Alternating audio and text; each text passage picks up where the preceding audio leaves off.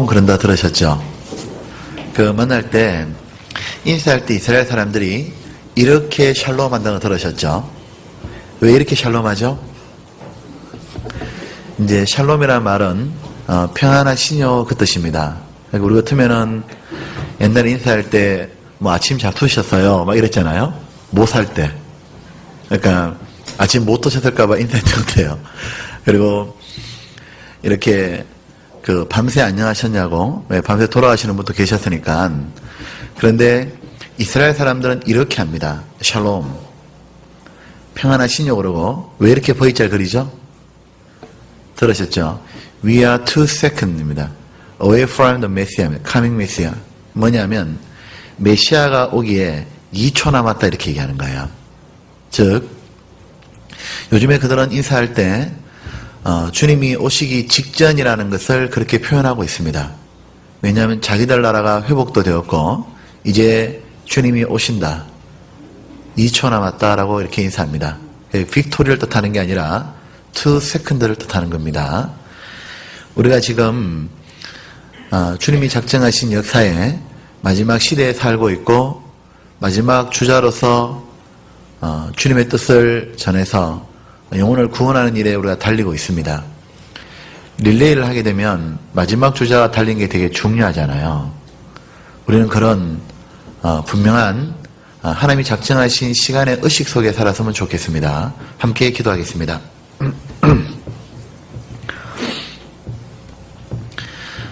고마우신 아버지 하나님, 저희 영혼을 구원해 주셔서 오늘 이 자리 하나님 말씀 앞에 나오게 해주심을 진심으로 감사드립니다.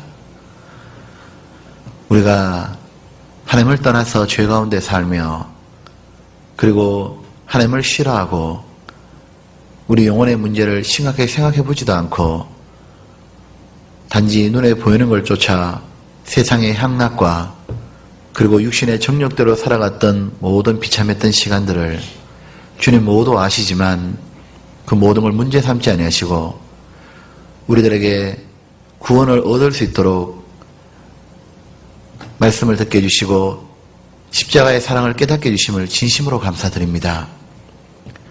우리들이 다른 사람들보다 뛰어난 것이 있어서 아니면 더 순결하게 살아서 구원을 받은 것이 아니라는 것 우리 양심이 잘 알고 있습니다. 오직 하나님의 국률하심과 우리 사랑하심을 나타내 주셔서 이 많고 많은 사람 중에 저희들이 구원을 얻고 그리고 또한 지금 이 시간까지 신앙을 보존해 주심을 진심으로 감사합니다. 주 예수님, 우리를 위해 이 땅에 오셨고 오직 우리를 구원하시고자 모든 걸 집중하시고 마치 우리를 구원하기 위해서만 이 세상에 존재하신 것처럼 실제로 또한 그렇게 사셨고 우리를 위해 우리의 모든 죄를 짊어지시고 대신 피 흘리며 사해 주신 것 주님, 제가 그 은혜 꼭 기억하고자 합니다. 주 예수님, 어떻게 해서 우리를 구원하셨는지 우리가 배은망덕한 자가 되지 않기를 주님 앞에 기도합니다. 주님, 우리가 그 하나님의 은혜를 잊고 우리의 안락을 쫓고 세상 것을 쫓고 살아가는 그런 불행하고 비참한 삶이 다시 있지 않도록 하나님 도와주십시오. 하나님 무엇을 버렸고 예수님이 어떤 희생을 했고 어떤 아픔을 당했는지 하나님 우리가 기억하게 해주시고 우리를 하여금 은혜에 보답하는 자가 되도록 도와주십시오.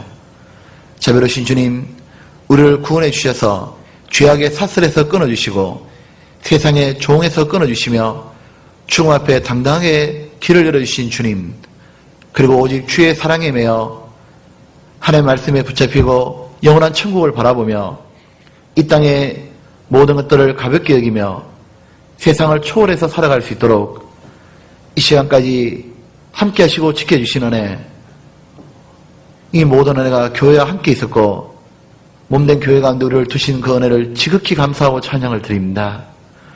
하나님 아버지, 우리 오늘 이 귀한 시간에 모여서 하나님을 더 알고자 모였습니다. 하나님 우리에게 무엇을 바라시는지 그리고 우리 자신은 어떠한 존재인지를 더 알고 하나님의 원하시는 대로 신앙이 자라서 하나님께 기쁨이 되고 하나님께 영광을 돌리며 죽어가는 영혼에게 복음을 전해서 건질 수 있는 사람이 될 수 있도록 하나님 우리를 변화시켜 주시고 우리의 무지함을 일깨워 주옵소서. 자비로우신 주님, 우리를 붙잡고 늘어져 있는 육신의 정욕과 게으름을 깨게 해주시고 하나님께 불순종하지 않은 악한 마음은 하나님 다시 우리로 하여금 하나님께 순종하지 않은 착한 마음으로 일으켜 주옵소서. 자비로우신 주님, 우리가 죄에 대해서 정확히 깨닫게 해주시고 하나님 은혜에 대해서 더욱 느끼도록 도와주옵소서. 그래서 하나님 앞에 순종하는 삶이 사라져서 정말 하나님께 영광 돌리는 그런 저희가 될 수 있도록 믿음을 자라게 도와주옵소서. 오늘 이 시간 하나님 많은 땅이 비를 기다리는 것처럼 우리 영혼이 사모하여 주께 나왔습니다. 사모하는 영혼에게 좋은 걸 아끼지 않으신다는 주님의 약속대로 여기에 나와 있는 모든 사람들 위해 하나님이 채워주옵소서. 그리고 이 자리에 참석하지 못한 믿음의 식구들 있는 자리에서 하나님을 떠나지 않도록 도와주시고 병중에 있는 분들, 마음의 시험 받는 분들 병중에서 빨리 일으켜 주시고 마음의 시험에서 이겨서 마귀의 괴계에 빠지지 아니하고 하나님의 은혜 가운데로 들어오도록 도와주옵소서. 자비로우신 주님, 세계적으로 복음이 전해지는 이 선교의 마당 위에 저희도 한 지체로서 기여할 수 있도록 기도와 헌금으로 동참하도록 도와주옵소서. 주님이 가는 곳마다 복음을 전하시며 영혼을 건지는 일에 저희도 주님의 마음을 헤아려서 함께하도록 도와주옵소서. 오직 우리를 더욱더 사랑해 주시기를 더 간절히 바라오며 우리의 구주이신 예수님 이름으로 기도드렸습니다. 아멘. 성경 열왕기상 2장을 찾겠습니다.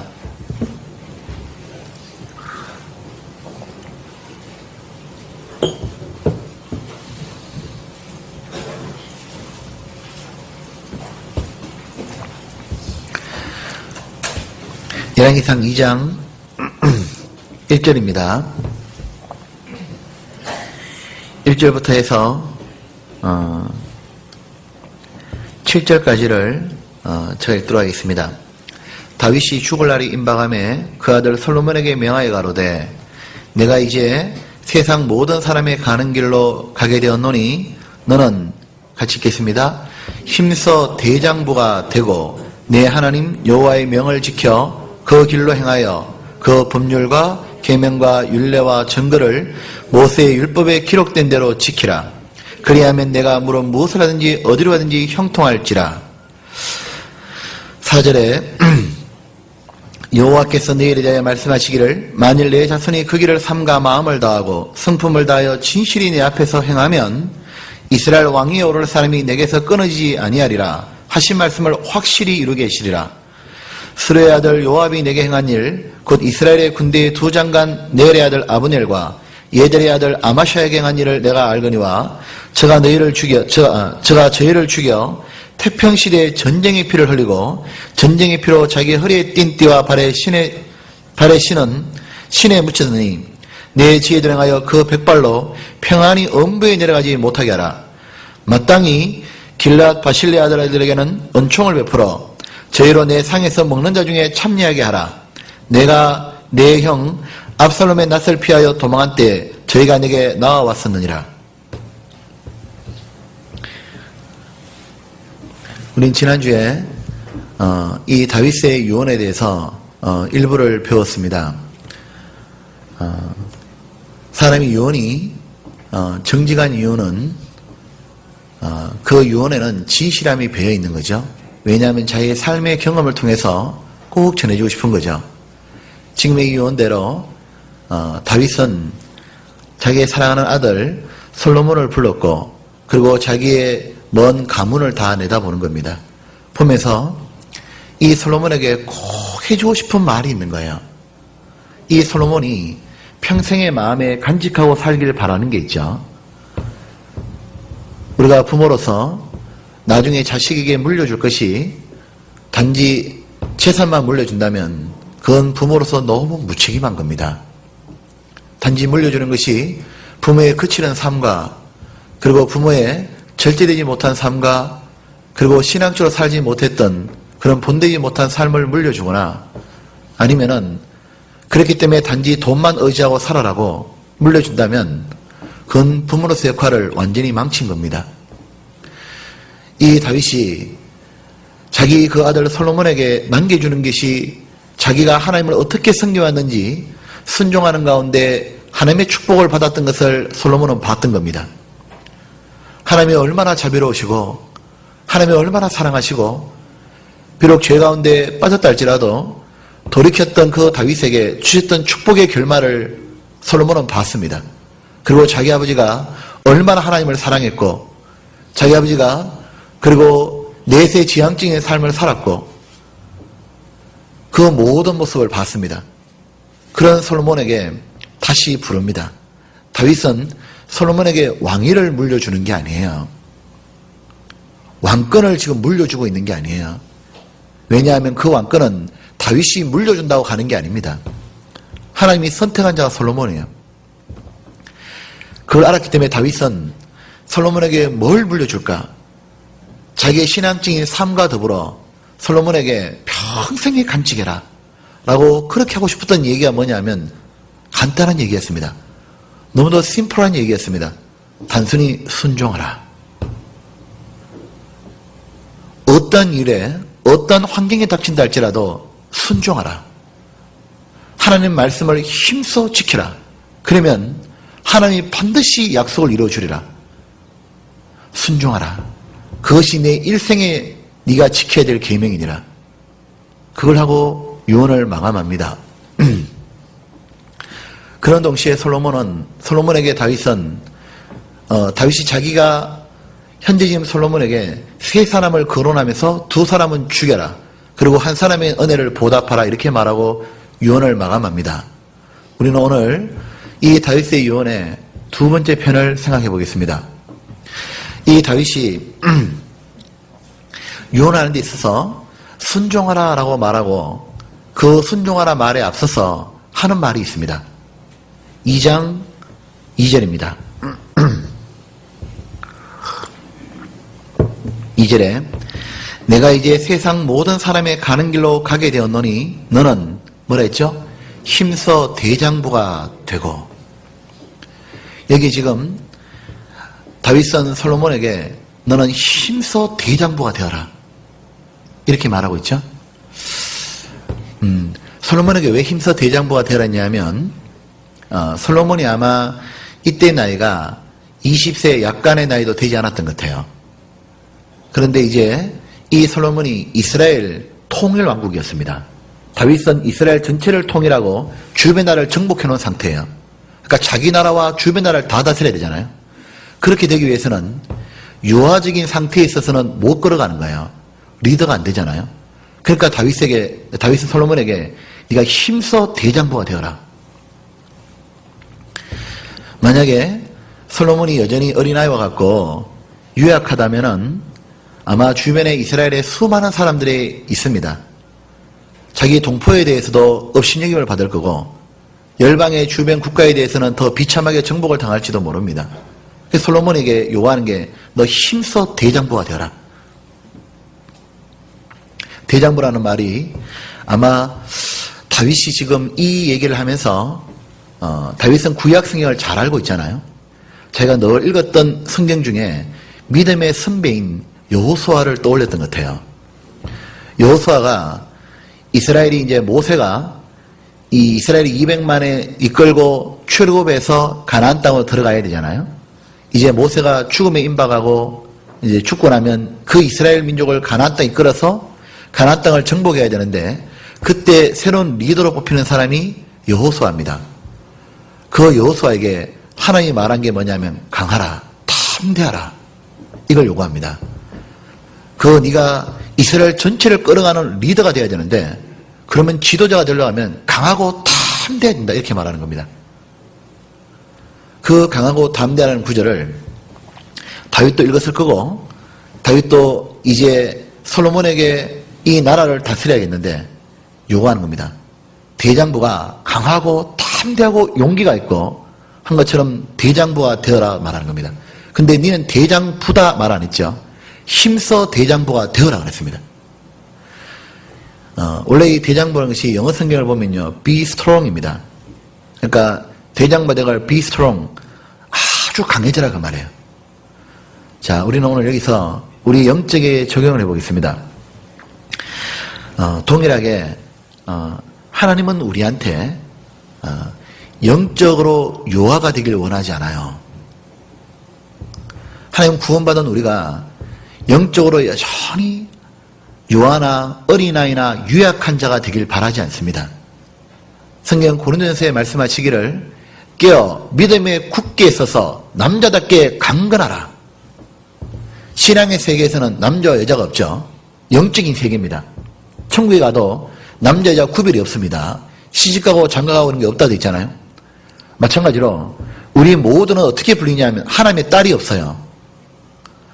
하나님은 딸이 있어요 없어요? 없습니다. 하나님은 모두 아들이라 부릅니다. 왜냐하면 하나님의 기업을 받는 자는 남자나 여자나 똑같은 거예요. 그래서 하나님 말씀하시기를 신앙의 세계에서는 남자답게 강건하라 이렇게 말하는 겁니다. 얼마큼 강건을 바라시냐면 그리스도의 장성한 분량이 충만할 때까지 내가 거룩하니 너희도 거룩하라 그 말씀대로 하나님 우리가 주님을 닮아가는 데까지 강건해지길 바라시잖아요. 신앙의 세계에서 한번 여쭤보고 싶은 게 있습니다. 신앙의 세계에서 영적 대장부는 어떤 사람일까요? 영적으로 강건한 사람은 어떤 사람을 강건하다 말할까요? 다른 말 하면 믿음의 세계 가운데서 누가 영적 리더가 될까요? 누가 수많은 사람들을 영적으로 끌어갈 수 있는 사람이 될 수 있을까요? 어떤 사람일까요? 신앙의 세계에서 영적 대장부가 되는 것. 구원받은 지 오래된 분일까요? 아니면은 봉사의 직분을 가지고 있는 분일까요? 아니면은 성경 지식을 많이 아는 분일까요? 아니면은 구원받고 난 다음에 가지고 있는 재산이 많고 또 학식이 뛰어나고 그래서 누구든지 가면 베풀어 줄 수 있고 또 여러 학식으로 도와줄 수 있고 또 세상에서 능력 있는 그런 사람들일까요? 모두 아니다 이거죠. 구원받은 지가 오래되었고 직분을 가지고 있고 성경을 아는 것은 또 외적으로 가지고 있는 모든 것은 전부 외모입니다. 그런 것이 자랑이 될 수가 없고 구원받은 연수가 오래됐다는 것이 결코 내세울 게 못 됩니다. 진정으로 영적으로 강건하고 대장부는 누구냐면 어떤 상황과 어떤 핍박과 어려움 속에도 자기를 하나님 뜻에 굴복시킬 수 있는 사람입니다. 순종하는 사람이에요. 그래서 대장부가 힘써 대장부가 되고 그 다음 바로 순종하라 나오는 거예요. 자신의 안락과 자기의 편한 걸 쫓지 않고 하나님의 뜻을 위해서 자기의 안락과 편안을 굴복시킬 수 있는 그 사람, 자기의 생각을 하나님께 진짜 굴복시킬 수 있는 그 사람, 아버지의 뜻이든 자기 뜻을 접을 수 있는 그 사람, 그가 진정한 뭐죠? 영적 대장부인 거예요. 그러니까 영적 대장부는 진정으로 순종하는 사람입니다. 영적 대장부의 모델이 있죠. 진짜 영적 대장부의 모델이 누구냐면 바로 예수님입니다. 우리는 하나 오해하지 말 것은 여기서 대장부라 말하는 것은 신앙의 생에서 대장부는 와일드맨을 얘기하는 게 아닙니다. 박력 있고 거칠고 투박하고 그런 사람이 신앙의 세계에선 대장부가 되는 게 아닙니다. 신앙의 세계에서 대장부는 와일드맨이라 말하지 않고 젠틀맨이라 말하고 있습니다. 사람들이 거칠고 투박하고 자기 생각을 주장하고 언어 폭력을 행하고 그런 사람은 신앙에서는 쫄짱부인 거예요. 자기 생각을 쫓아서 자기 편리한 대로 살아가는 사람은 다 쫄장부입니다. 신앙의 세계에서 진정한 대장부가 주님이라는 걸 보여주고 계시죠. 젠틀맨이에요. 이 젠틀이라는 말이 온유하다는 뜻입니다. 먼저 성경 마태복음 11장입니다. 잡아놓고요. 마태복음 11장에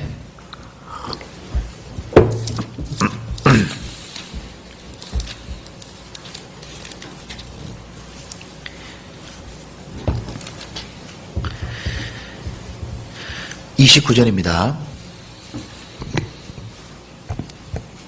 그렇게 돼 있죠. 29절에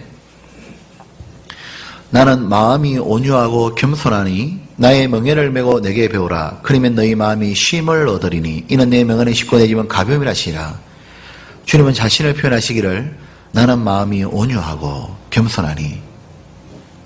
주님은 젠틀이죠. 약자를 막 괴롭히고 거칠게 다루는 것은 그 사람은 대장부가 아니에요. 쫄장부라 그러잖아요.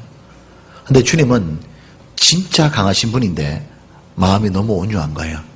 이 온유란 말이요, 이렇게 성경적인 원어 자체가 뭐냐면 이런 겁니다. 어떤 어마어마한 힘을 가지고 있는데 이 파워를 어떤 일정한 일을 위해서 통제할 수 있는 능력을 온유라 그래요. 그러니까 이런 걸 원래 이제 그 짐승에다 이렇게 비유하면 소나 이런 어떤 야생동물이나 아주 힘 있는 동물들이 왜요? 힘을 잘 길들여져 가지고 이런 밭을 갈거나 짐을 옮기거나 이런 데 사용되어지는 거 있잖아요. 그 짐승이 온유한 겁니다. 그러니까 힘은 있는데 한 가지를 위해서 절제할 수 있는 거 말이에요. 그 예수님은 하나님의 뜻을 위해서라면 모든 힘을 거기다 발휘한 거예요. 하나님의 뜻을 이루기 위해서 예수님은 온 힘을 집중시켰잖아요. 그것이 온유입니다. 그러니까 예수님이 하나님의 뜻이 십자가에 죽으신 겁니다. 그래서 영혼을 건지는 건데 그 일을 위해서 예수님이 온 힘을 집중시키는 능력이 있는 거예요.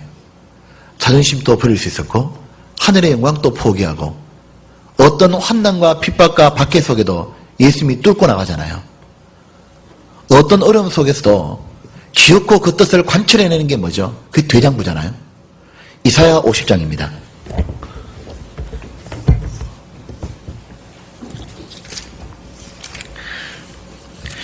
이사야 50장에 보면 이렇게 있죠. 그 영적 대장부와 뭔지가 나와 있습니다. 50장에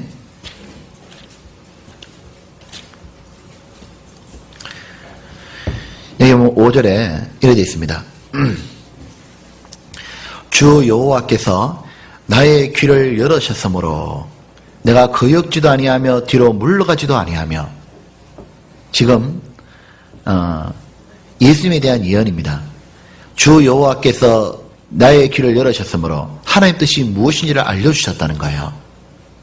그러고 나니까 하나님 뜻이 무엇인지 확실히 알고 나니까 그 다음부터는 어떠한 어려운 상황과 어떠한 난관 속에서도 내가 거역지도 아니하며 뒤로 물러가지도 아니하며.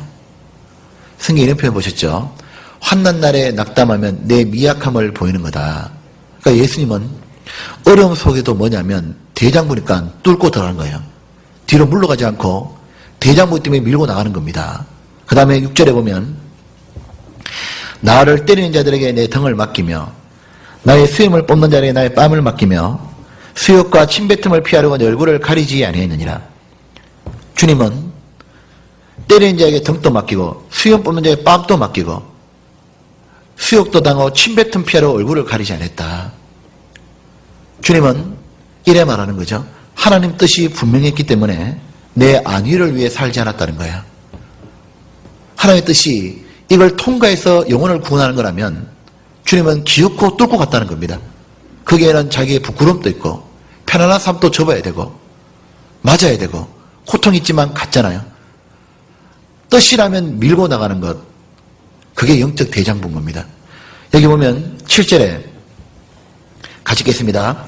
주 여호와께서 나를 도우심으로 내가 부끄러워 아니하고 내 얼굴을 부싯돌같이 굳게 했은즉 내가 수치를 당치 않을 줄 아노라. 주님이 대장부 때문에 부싯돌처럼 밀고 나갔다는 거죠. 세상에서는 가장 비참하게 죽은 한 청년처럼 보였습니다. 세상에서는 제일 죄 많은 사람처럼 죽었고 가장 처절하게 죽었지만 주님은 그 죽음을 결코 부끄러워 안 했다는 거예요. 조롱받고 멸시받고 미쳤다는 말을 들었지만 귀신들 했다는 말을 들었지만 견딜 수 있는 모독과 자존심을 상했지만 주님은 갔다는 겁니다. 얼굴을 부싯돌같이 했다는 말은 부싯돌은 안 깨지잖아요. 부싯돌처럼 해가지고 갔습니다. 왜요? 하나님만 딱 응시한 거잖아요. 대장부인 거예요. 그 대장부이기 때문에 이 일을 해내신 겁니다. 다 이루었다 했잖아요. 대장부이기 때문에 하나님의 뜻을 성취하고 모든 사람의 죄를 다 거두신 거예요. 진정한 대장부가 여기 계시잖아요. 근데 주님은 구원받은 우리도 있지 않습니까? 주님을 닮은 사람이 그리스도인이잖아요. 그리스도인들도 전부 다 뭐냐면 영적으로 대장부가 되길 원하는 거예요. 신앙이 영적 유아 상태가 아니라 이렇게 영적 대장부가 되길 바라시잖아요. 그게는 남자 여자나 구별이 없는 거예요. 초대교회 때 이 성경을 보면 이런 게 있잖아요. 구원받은 사람이 이제 신앙을 딱 지키고 그리고 이 복음을 전하려고 하니까 엄청난 핍박과 박해가 있었잖아요. 그때는 정말 죽였습니다. 어떻게 죽이냐면 목매달아 죽이고 그냥 목을 잘라서 죽이고 이런 걸 넘어서서 이래 죽였다잖아요. 이 짐승이 물어뜯어 죽이면 잔인하게 죽지 않습니까? 이 짐승을 사자나 이런 그 야수들을 이렇게 이제 굶겨놓은 상태에서 며칠 굶고 나니까 오직 목고자 육고밖에 없잖아요. 그 짐승들에게 이 그리스도인들을 딱 붙잡아가지고 이 가죽을요, 이 피를 딱 묻히는 겁니다. 피 냄새에 완전히 짐승이 발부동을 치는데요. 그때 그리스도를 딱 풀어주는 거예요. 이 사람이요, 구원받은 사람이 이렇게 이제 짐승 껍질 같은 걸 쓰고 피를 묻혀 있으니까 그대로 한 방에 와 달라들어 잔인하게 뜯어먹는 거예요. 또는 톱으로 켜서 죽였다 그러잖아요. 그게 성경에 나오잖아요. 톱으로 서로 죽이는 겁니다. 켜가지고. 그런 고통을 받는데 놀라운 말이 성경에 나와요. 그렇게 죽음을 당하는데도 뭐라냐면 구차히 죽는 것보다 더 나은 좋은 부활을 꿈꾸기 위해서 더 잔인하게 죽는 죽음도 감수하고 나왔던 여인들이 있다고 돼 있잖아요. 그들이 뭐냐면 진짜 그들은 여인이지만 대장부인 거예요. 히브리서 11장입니다.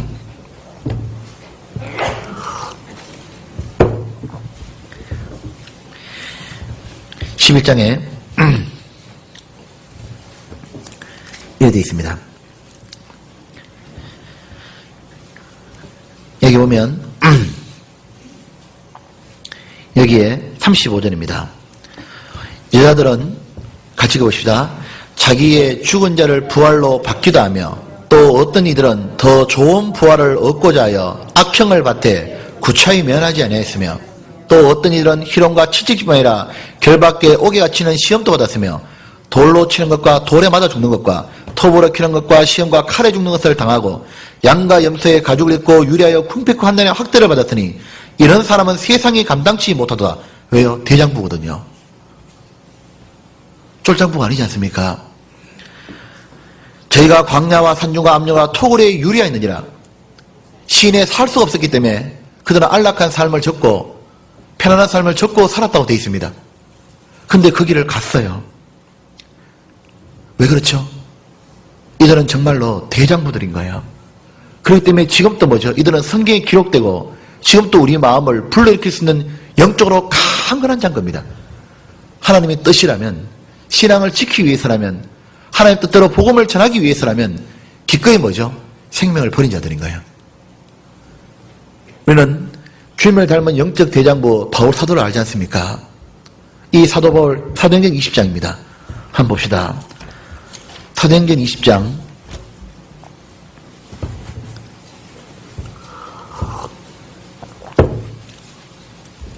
20장에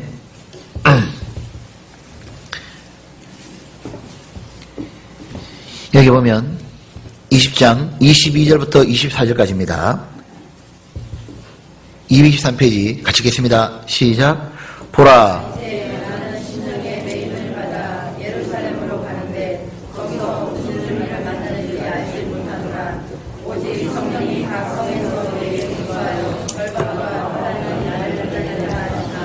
나의 달려갈 길과 주 예수께 받은 사명 곧 하나님의 은혜의 복음을 전가하는 일을 마치려면은 나의 생명을 조금도 귀한 것으로 여기지 아니하노라. 대장부잖아요. 여기 보면 22절에 보라 이제 나는 심령의 매임을 받아 안 갈 수가 없다는 거예요. 왜냐하면 지금 이 구절이 이런 겁니다. 이제 예루살렘으로 바울이 가야겠다는 거예요. 근데 가면 죽거든요. 가면은 이 바울을 잡아서 죽이겠다는 유대인들이 많잖아요. 그 죽으니까 가지 말아라고 이 에베소의 장로들이 붙잡고 가지 마라 막 하는 겁니다. 가지 말라고. 가면 죽는다고. 이렇게 붙잡으니까 22절에 바울이 말하기를 보라 이제 나는 심령의 매임을 받아 안 갈 수가 없다고. 예루살렘에 가는데 저기서 무슨 일을 만나는지 알지 못하노더라. 내가 주의 사랑에 매여서 내가 가지 않을 수가 없고, 그리고 하는 말이 23절에 뭘 만나느냐니까 하나님이 알려준 거예요. 오직 성령이 각성해서 내게 증가하여 결박과 환난이 나를 기다린다 하시니. 가면 기다리는 게 대우받는 게 아니잖아요. 가면 예루살렘에서 위대한 사도 오셨습니까? 환영하는 게 아니라 가면 기다리는 게 뭐냐면 붙잡힌 것과 맞아 죽거나 아니면 또 환난이 기다려. 기다리는 건 안락한 게 아니에요. 이건 결박과 환난이에요. 예수님이 이 땅에 오셨을 때 대우받고 편안한 삶이 기다린 게 아니잖아요. 뭐가 기다리냐면 결박과 환난이 기다렸습니다. 바울도 똑같이 말하는 거예요. 결박과 환난이 기다린다고. 근데 사도 바울이 갔어요. 사도 바울이 그게 기다리는 줄 알았는데 사도 바울이 이래 말하잖아요. 나는 사명이 있다, 사명. 여기 보면 24절에 나의 달려갈 길과 주 예수께 받은 사명, 그 하나님의 은혜의 복음을 전가는 일을 마치려면 나의 생명을 조금 더 귀한 것으로 여기지 아니하더라. 바울이 자기가 왜 가느냐 하면 사명이라고. 사명은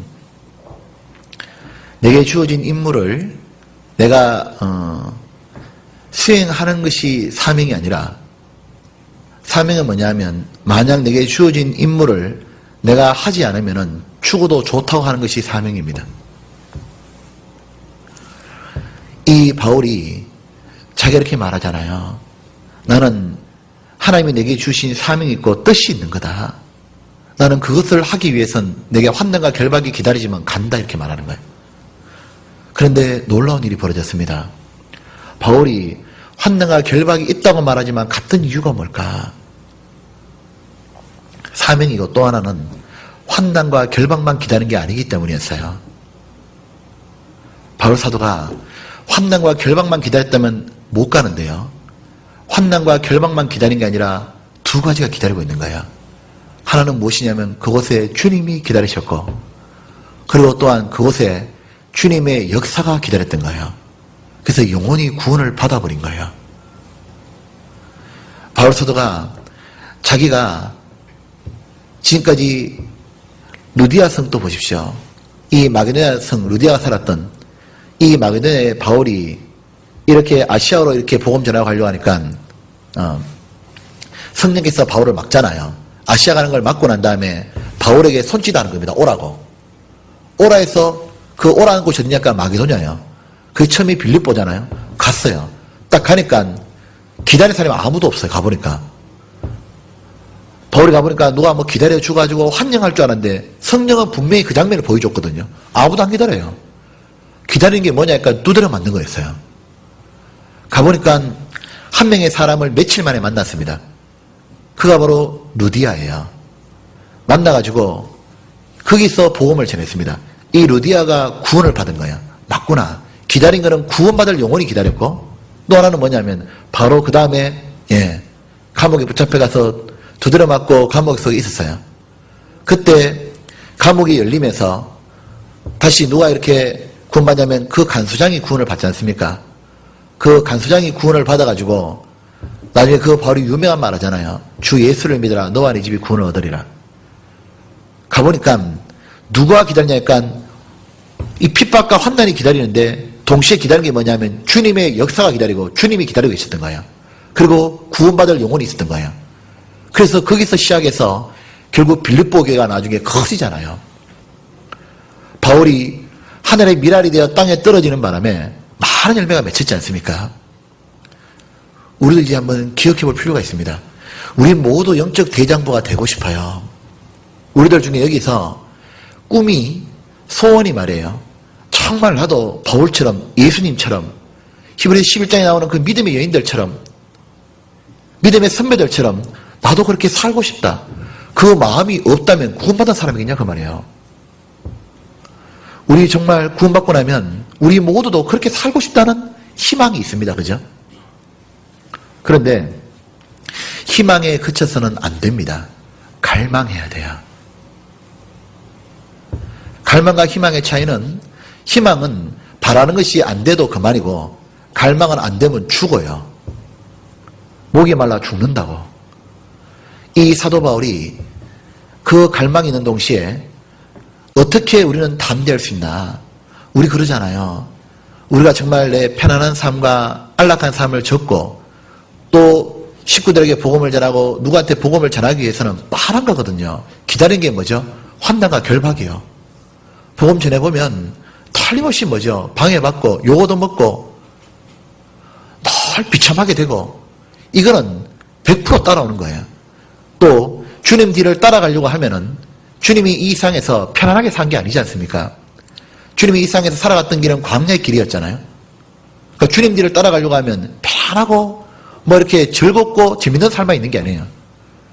어렵고 힘든 삶을 반드시 기다리는 거잖아요. 그 길을 어떻게 내가 담대하게 대장부터 따라갈 수 있을까? 그거 따라갈 수 있는 거는 우리에게 능력이 있는 게 아닙니다. 그거 따라가는 데는 맞구나. 따라가는 데 꼭 기억할 게 있는 거예요. 두 가지더라는 거예요. 그러니까 예수님 또 어떻게 따라갔는지, 바울도 어떻게 따라갔는지, 여호수아도 어떻게 따라갔는지 비결이 있더라는 거예요. 그 비결이 뭐냐면은 이겁니다. 그 비결에 모두 공통된 요소가 있는 게 뭐냐면, 따라가는 곳에 주님이 함께 하신다는 걸 믿은 거예요.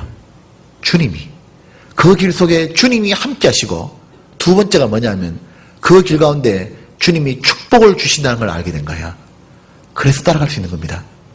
왜냐하면 다 반대하고 힘들어도 주님이 함께 해주면 주님이 주시는 평강이 있잖아요.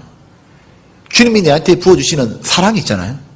주님이 내 속에 주시는 안식이 있고 주님이 내 안에 주는 사랑과 쉼이 있는 겁니다. 그리고 주님이 나와 함께 계시면 주님이 지켜주시는 보호가 있잖아요.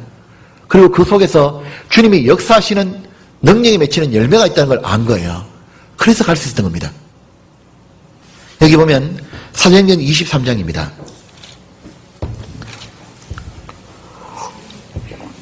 23장에 11절에 이렇게 되어 있죠. 무엇이 되어 있냐면, 그날 밤에 같이 볼까요? 주께서 바울 곁에 서서 이러시되 담대하라. 내가 예루살렘에서 너희를 전가한 것이 로마에서 전가하리라 하시니라. 두 가지죠. 그 길을 바울이 걸어가고 있으니까 주님이 말하기를 바울 곁에 서서, 바울아, 내가 네하고 있는 거다. 네가 누구랑 있냐면 온 천지 만물을 아무도 없는 데서 모두 지어내신 분과 같이 있는 거다. 전능자와 네가 함께 있는 거다. 그리고 전가리라. 열매가 맺힌다. 네만 가는 게 아니라 내가 함께 가노라. 네가 복음을 전하면 내가 역사하노라. 이렇게 말하고 있는 거예요. 그러니까 바울이 주님이 함께 간다고, 하나님이 역사가 나타난다고 하니까 가는 겁니다. 안 그러면 못 가요. 맞잖아요. 주님과 말미암는 그 화평이 있다는 걸 알았기 때문에, 주님의 역사가 있기 때문에 갔던 겁니다. 디모데 후서입니다. 4장. 디모데 후서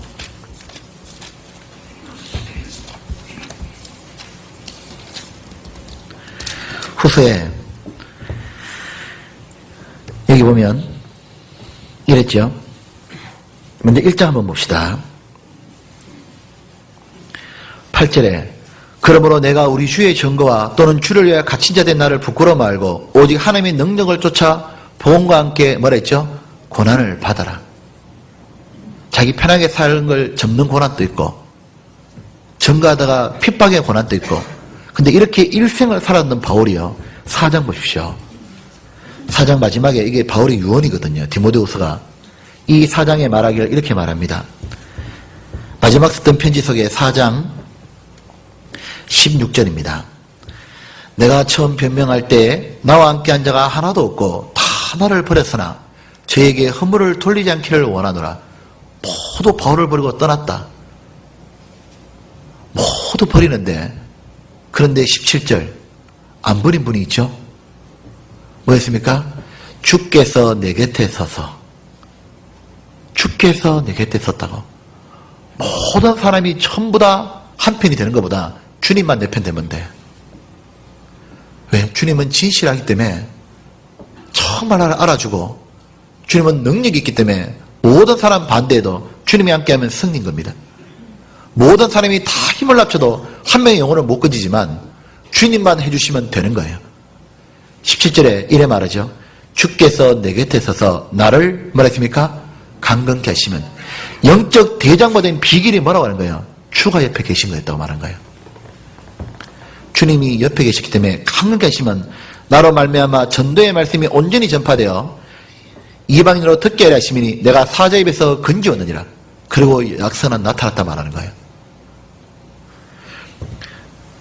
그리고 18절에 주께서 나를 모든 악한 일에 건져내시고 또 그의 천국에 들어가도록 구원하시니 그에게 영광이 세세 무궁토록 있을지어다. 아멘. 그는 주님을 정말 체험한 거예요. 그리고 그가 기다린 건 뭐죠? 환난과 결박만 기다린 게 아닙니다. 이제 그에게 기다린 건 4장 7절입니다. 내가 선한 싸움을 싸우고 나의 달려갈 마치고 믿음을 지켰으니 이제 후로는 같이 읽겠습니다.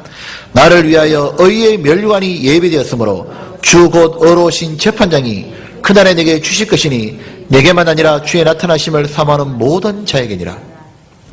바울은 자신이 영적 대장부였습니다. 그 길을 가는 길에 있어서 환난과 결박이 분명히 기다렸지만 그는 또 한 게 있어요. 세 가지가 더 기다린다는 것을. 하나는 주님이 기다린다. 주님이 함께 해주시는 거다. 그리고 두 번째가 주님의 역사가 있기 때문에 영원히 구원받는 거다. 그리고 세 번째가 뭐죠? 이제 영원한 영광이 기다리는 거다. 그래서 간 거예요. 그래서 대장부가 되었던 겁니다. 이거잖아요.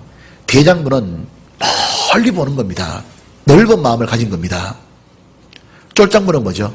눈에 닥치는 것밖에 안 보이는 겁니다. 좁은 겁니다. 이 대장부니까요. 주님이 함께하는 그 길을 가고 싶은 거예요. 왜? 그곳에 아시죠? 사람이 먹고 마시며 수고하는 가운데 심령으로 낙을 누리게 하는 것보다 나은 것이 없나니 내가 이것도 본 적 하나님 손에서 나는 것이로다. 맞구나.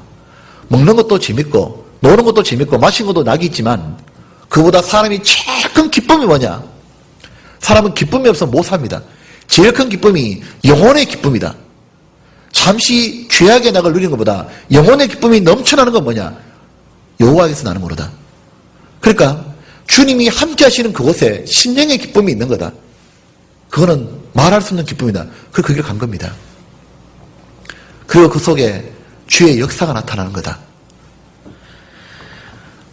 그리고 영원한 영광이 있는 거다. 우리 그러지 않습니까? 여호수아 1장 한번 봅시다. 여호수아 1장에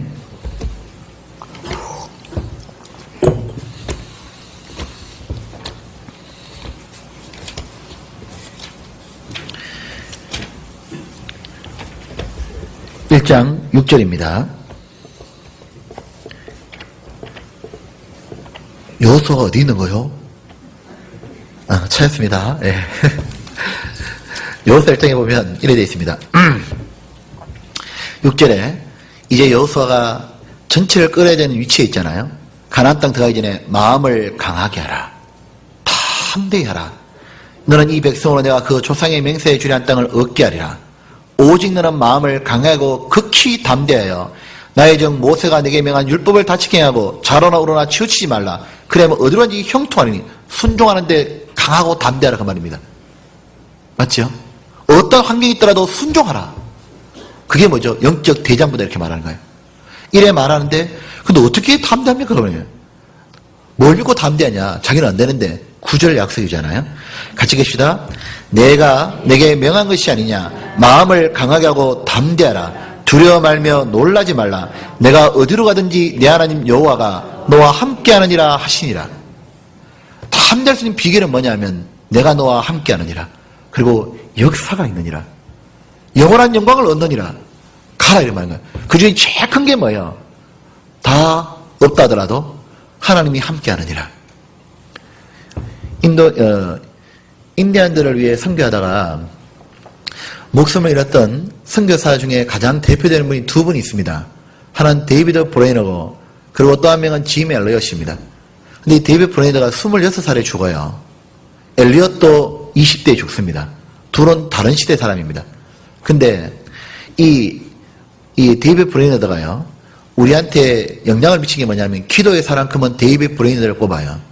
이 사람이 기도를 너무 많이 한 사람이거든요. 기도를 너무 많이 해서 죽었다는 말도 해요. 그렇게 이 사람이 자기 온 생애를 인도한 승교에 바치고 기도하고 있는데요.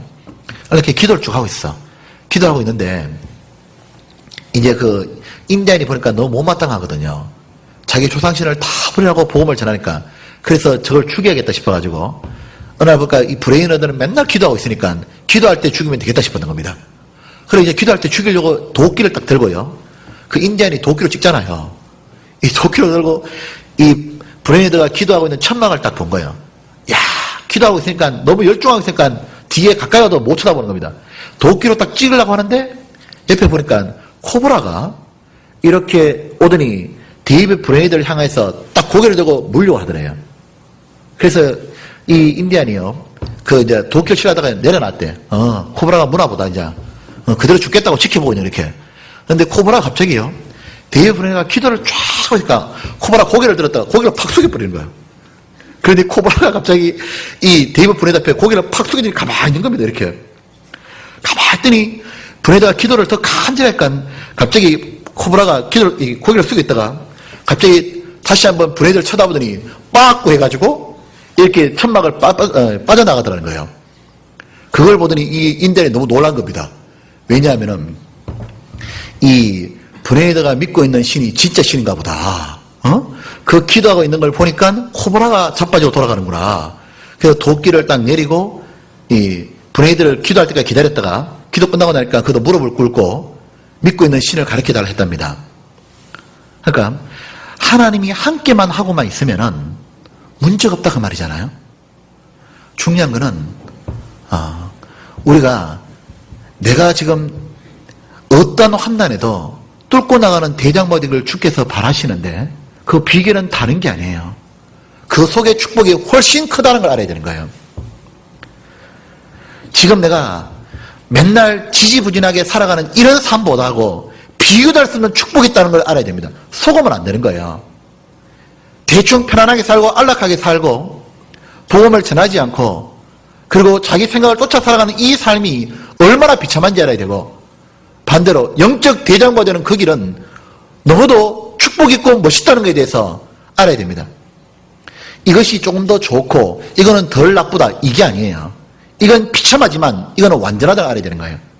왜요? 모든 좋은 게 빛들의 아버지께 내려온다고 그랬습니다. 우리가 이런 노래 부르지 않습니까?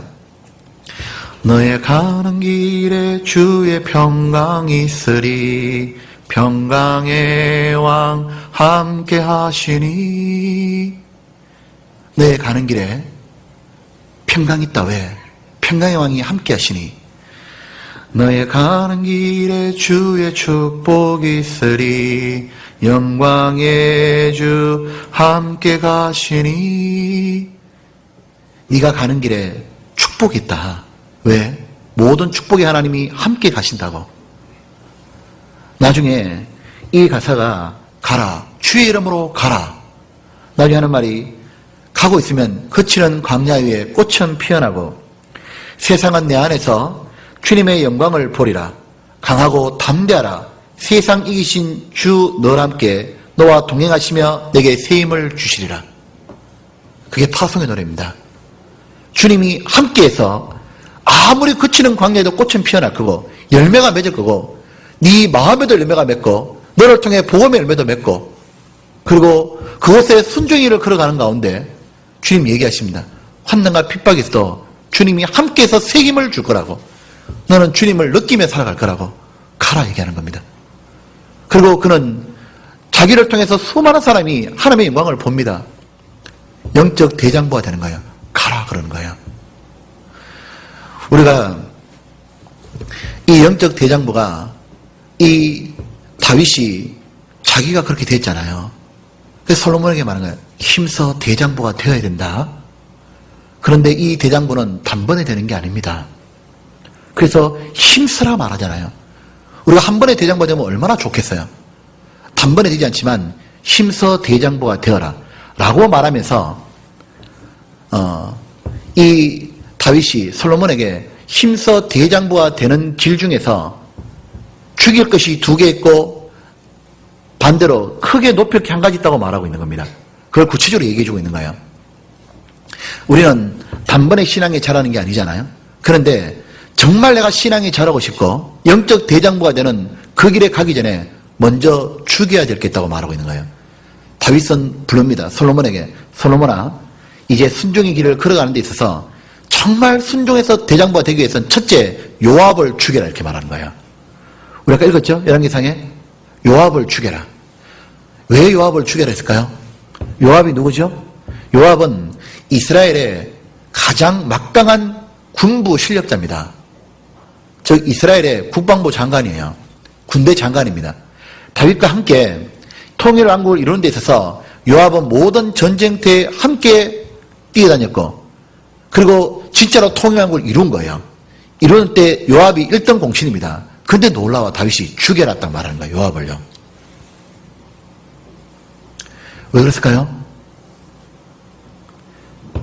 다윗이 요압을 죽이는데 이유가 있거든요. 그 이유가 뭐냐면 솔로몬이 나라를 건설하고 왕위를 유지하는 데서 제일 그 나라의 안녕과 평화를 깰 위험 존재가 누구냐까 요압이요. 그래서 요압 죽이라 그런 거예요.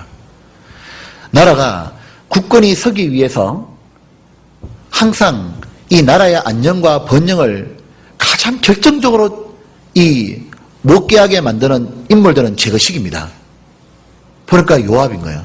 왜 그러냐면 요압이 나중에 결국 반란을 일으키잖아요. 요압이 결국은 뭐냐면 고전에 딱 반란을 일으키잖아요. 요압이 보니까 이 아도니아하고 누구냐 솔로몬의 형입니다. 근데 아도니아와 함께 요압이 한 팀이 되어가지고 뭐냐면 아도니아를 왕위로 세웠잖아요. 그러니까 반란을 일으켰거든요. 그래서 솔로몬에게 죽여라 딱 말하는 겁니다. 요압을. 요압이 다윗은 요압을 제거시키고 싶지 제거를 못했었어요. 왜냐하면 요압의 파워가 너무 컸던 거예요. 이 요압은 군대 장관이면서 어떤 행동을 했냐면 진정으로 다윗을 왕위로 섬기는 데만 매진한 사람이 아니에요. 하나님 나라를 건설하는 데만 매진한 사람이 아니라 요압은 뭐가 있냐면 자기 욕심이 널 있는 사람이었거든요. 그래서 이 다윗이 통일왕국을 이루는 데 있어가지고 주변의 나라와 전쟁을 치는 데 있어서 거기 보면은 그 이웃 나라에 막강한 장군들이 있었어요. 그게 바로 아브넬과 아마샤입니다. 이 장군들이 다윗한테 투항하러 온 거예요. 투항하러 오면 다윗은 피를 안 흘리고 평화를 유지할 수 있었거든요. 그런데 이 요압이 어떻게 했냐면 이 장군들이 오면은 자기 위치가 위태한 거야. 이 장군들이 투항하면은 이 장군들이 너무 훌륭하고 뛰어났기 때문에 이 장군들이 우리나라에 왔다가는 어떤 일이 뭐냐면 자기 국방부장이 날아갈 것 같은 거예요. 그래서 어떻게 하냐면 이 다윗 몰래 2명을 죽여버립니다. 그래서 피를 더 많이 흘리게 돼요. 그래서 이 다윗이 요압을 제거하고 싶은데 못하는 거예요. 그리고 압살롬을 죽이지 말아야 했는데 압살롬이 다윗 아들이잖아요. 요압이 마음대로 막 죽이는 겁니다. 그러니까 요압은 진정으로 순수한 사람이 아니에요. 그래서 요압을 그 죄에서 안 돌이키고 있는 거예요. 그래서 이 솔로몬 왕위가 계승되려고 하면 없애라 이렇게 말하는 겁니다. 이제 봅시다. 우리에게 적용하면 하나님이 지금 우리에게 해주시는 유언이 있다면 이런 겁니다. 영적 대장부는 단번에 되는 게 아니지만 첫 번째 단계가 뭐냐면 바로 내 나라에 화평을 깨는 게 있다면 그거 없애라 그 말이에요. 즉 구원받은 사람의 신앙생활 가운데 마음에 평화와 하나님과의 화목으로 이루어지는 그걸 깨는 게 있다면 없애라 그 말이에요. 우리는 가만 보면 나의 영적인 안녕과 평화를 깨는 것이 뭐예요? 죄입니다. 그 죄에 대해서 단호하게 끊어라 이렇게 말하고 있는 거예요. 우리는 죄사함을 받았을 때 구원받을 때 하나님 우리에게 주신 큰 축복이 뭐냐면 우리 마음에 이루어지는 의와 희락과 기쁨이었어요. 천국에 들어가면 그걸 영원히 누리겠지만 동시에 우리 마음에 하나님 뭐 줬습니까? 평화였어요. 평화 평화로다 하늘에서 내려오네 그 사랑의 물결이 영원토록 내 영혼을 덮어소서. 그 평화가 내가 구원받을 때 마음에 평화가 넘쳤어요. 그 평화는 어디에서 오는 평화냐면 돈 벌어서 참 잘됐다. 그 평화가 아니에요. 하나님으로 말미암는 화평이었어요. 예수님이 우리 죄를 중간에서 화목제물로 죽으시는 바람에 하나님의 말미암아 흘러들어왔던 평강이 처음으로 넘친 겁니다. 악인에게는 평강이 없지만 이 평강에 대해서 하나님은 말하는 거예요. 이 나라가 바로 우리 마음이잖아요.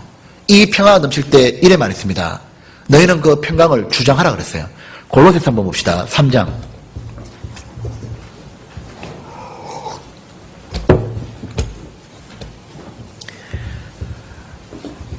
골로새서 3장입니다.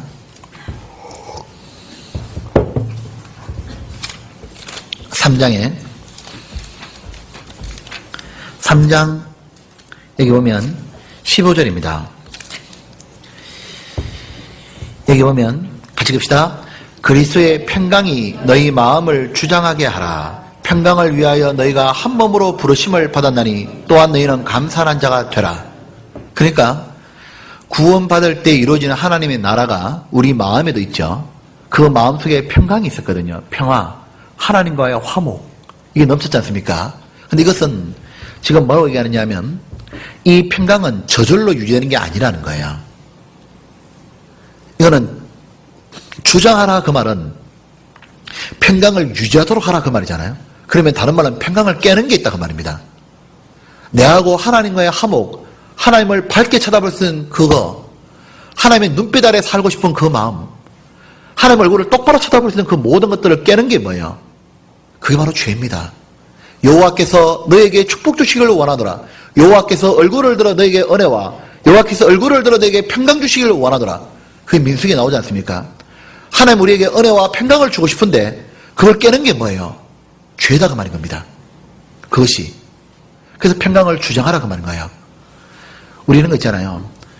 사람이 가장 기쁨을 누리는 건 뭐냐면은 심령의 즐거움이고 심령의 평강과 안식입니다.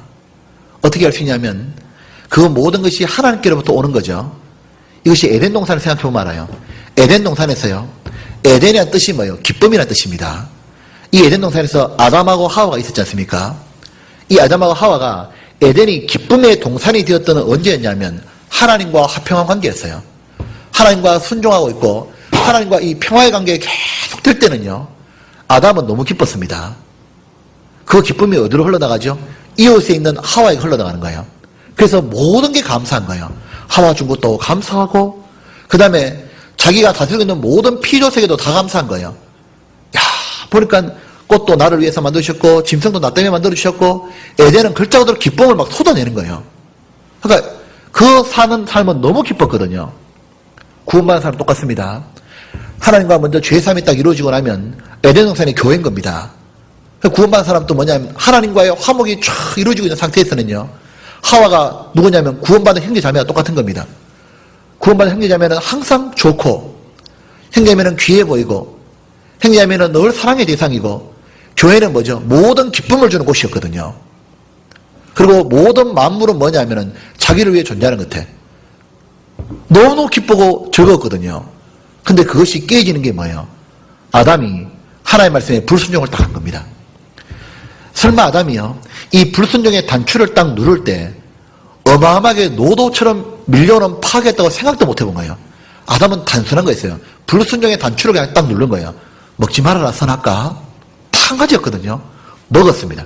그거 딱 누를 때 다 깨져버린 거예요. 에덴은 기쁨의 동산이 아니라 뭐죠? 가시와 은근키가 나는 동산으로 바뀐 거예요. 하와는 자기에게 기쁨을 주는 대상이 아니라 뭐죠? 자기를 망친 인간이라 보이는 겁니다. 그리고 모든 게 파괴되고 하나님과 관계도 파괴됐잖아요. 그걸 해낸 게 뭐예요? 그 어마어마한 일을 해낸 게 뭐냐면 죄다 그 말인 거예요. 불순종이다 그 말입니다. 우리는 하나 꼭 기억할 게 있습니다. 우리가 구원받은 사람이 어떤 게 있냐면 특별히 이 자신이 있잖아요. 죄에 대해서 아주 단호해야 돼요. 신앙생활의 시작이 뭐죠? 영적 대장부가 되는 첫걸음이 뭐냐면 죄에 대해서 봐주면 안 된다는 거예요.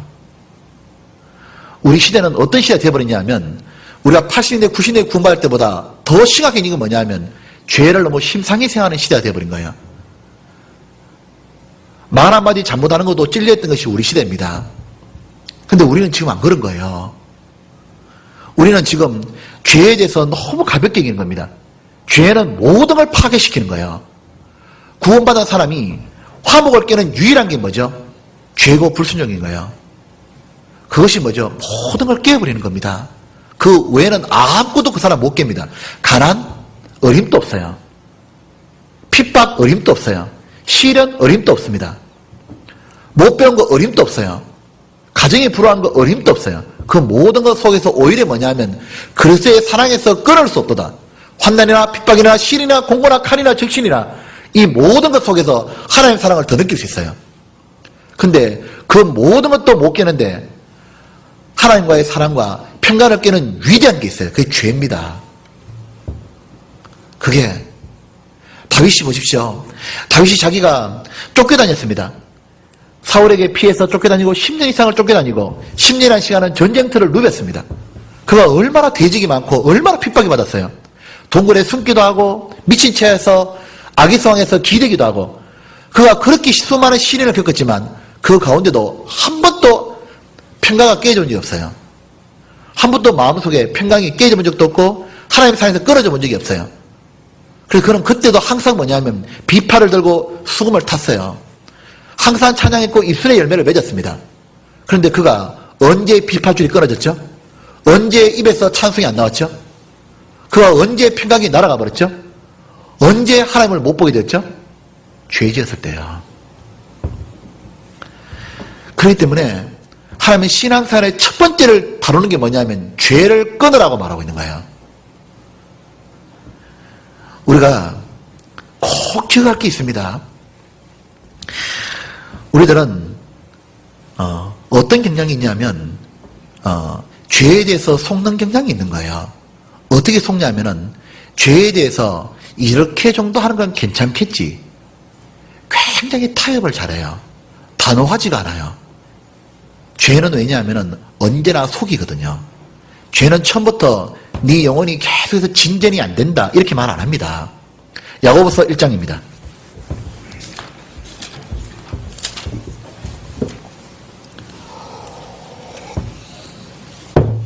1장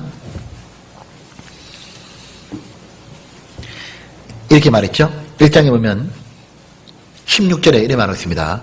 내 사랑하는 형제들아 뭐라 했죠? 속지 말라. 어디에 속지 말라는 말이죠? 죄에 속지 말아라 그 말입니다. 왜냐하면 15절에 욕심이 잉태한 적 죄를 낳고 죄가 장성한 적 사망을 낳느니라. 죄는 궁극적인 목표는 한 번도 바뀌잖아요. 사망이요. 이게 뭐냐면 육신을 쫓는 자는 이렇게 있죠. 그의 마음에는 생명과 평안이 있는 게 아니고 사망이요. 답답하다 그 말이에요. 마음에 진정한 영적 진보가 없거든요. 그게 뭐냐면 죄는 항상 노리는 목표는 똑같아요. 언제나 사망이요. 언제나 뭐죠? 하나님과 관계를 끊는 겁니다.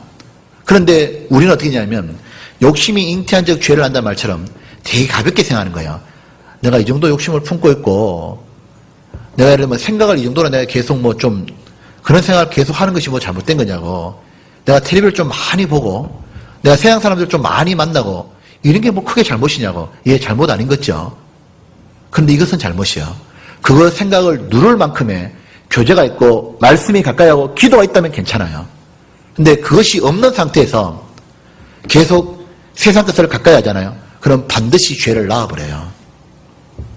이 욕심이 잉태하고 죄를 안다는 말은 이런 표현입니다. 한 여자가 간음했다는 얘기예요. 이걸 적나라하게 표현한 거예요. 한 여인이 가보니까 간음을 했거든. 딴 남자하고. 간음하고 나니까 임신한 거예요. 임신하고 나니까 이제부터 어떡합니까? 끌려가야 돼. 그 남자에게. 결국 뭐죠? 애는 낳아야 됩니다. 애를 놓고 나니까 애가 자라버린 거예요.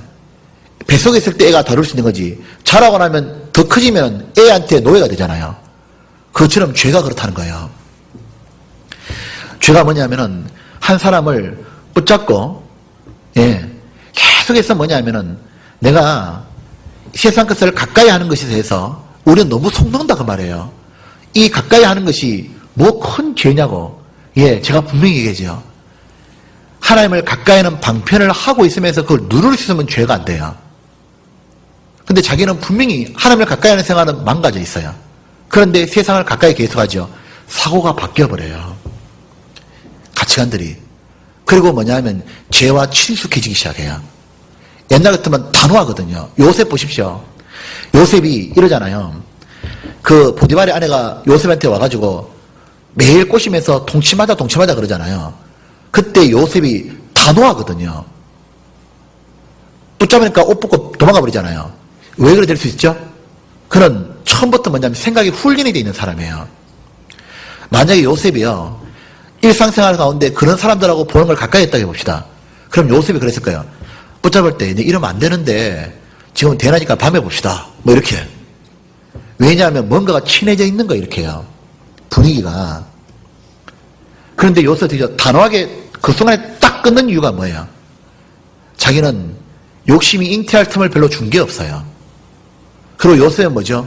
반석이 됐잖아요. 빛나는 사람이 되잖아요. 똑같은 겁니다. 우리가 속지 말아라 그 말이에요. 속지 말아라고. 속지 말아라가 뭐냐면 세상과 너무 가까이 하고 있는 거예요. 성경과 멀어져 있고 정말 교제하고 멀어져 있고 그러면서 자기가 보존된다고 생각지 말아라 그 말이에요. 왜요? 결국은 뭐죠? 망한다 이 말인 거예요.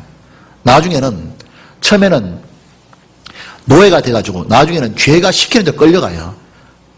죄를 안 지으려고 버티다 고통하다가 나중에 그지 안 지으면 고통스럽다니까. 이렇게 변해가는 거예요. 그래서 1장 17절에 이렇게 말하는 겁니다. 속지 말고 이 말하죠. 반대로 심어라 말하는 겁니다. 17절 같이 읽읍시다. 각양 좋은 은사와 온전한 선물이 다 위로부터 빛들의 아버지께서 내려오나니 그는 변함도 없으시고 회전하는 그림자도 없으시니라. 에덴의 기쁨을 준 분이 누구냐 그 말인 겁니다. 하나님이지 않냐 그 말입니다. 그 하나님께는 모든 좋은 기쁨이 내려오는 거다. 하나님을 가까이 하면 내게 복이라 그랬지 않습니까?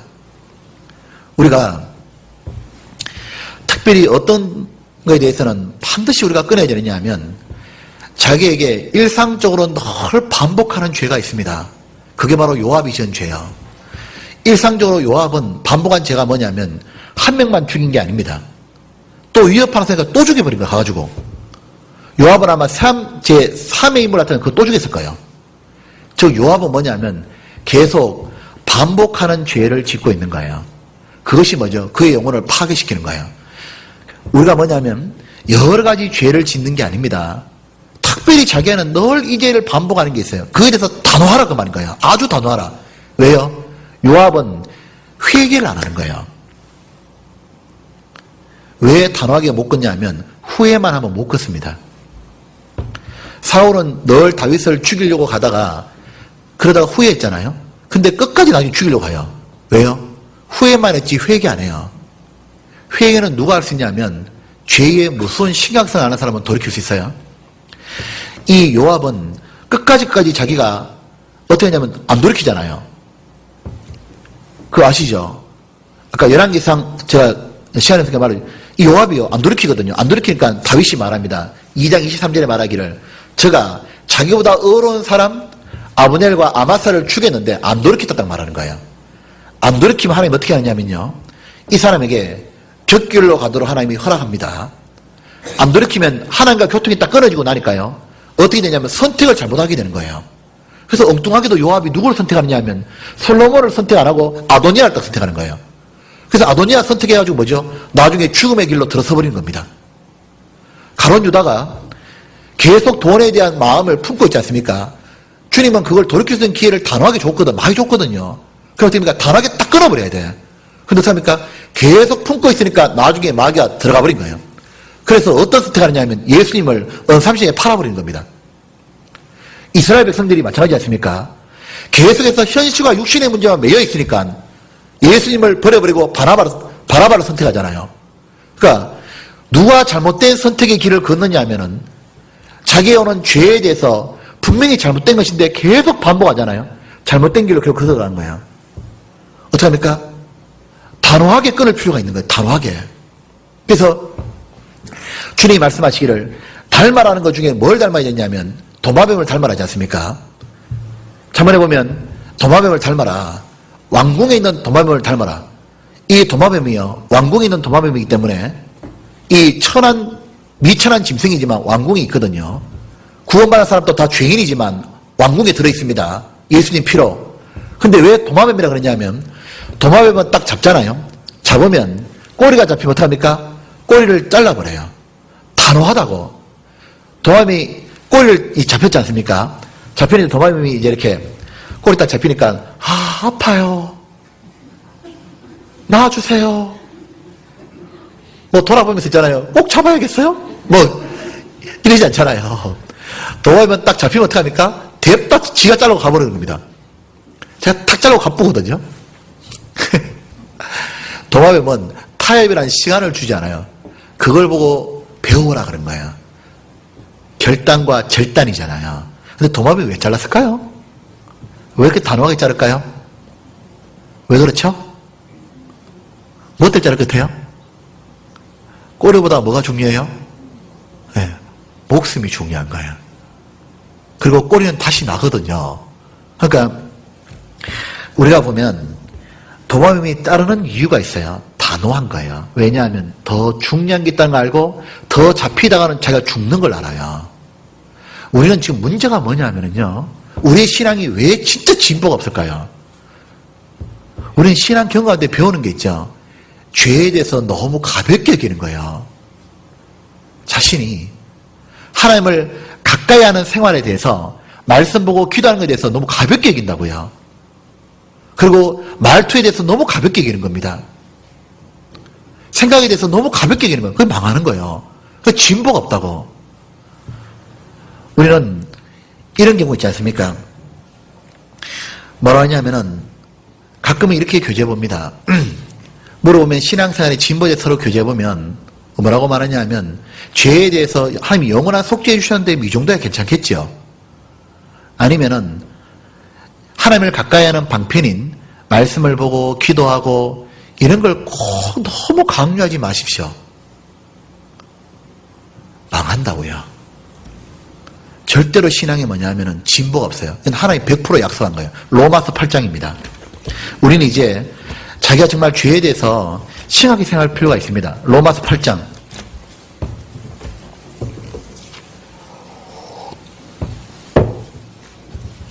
8장.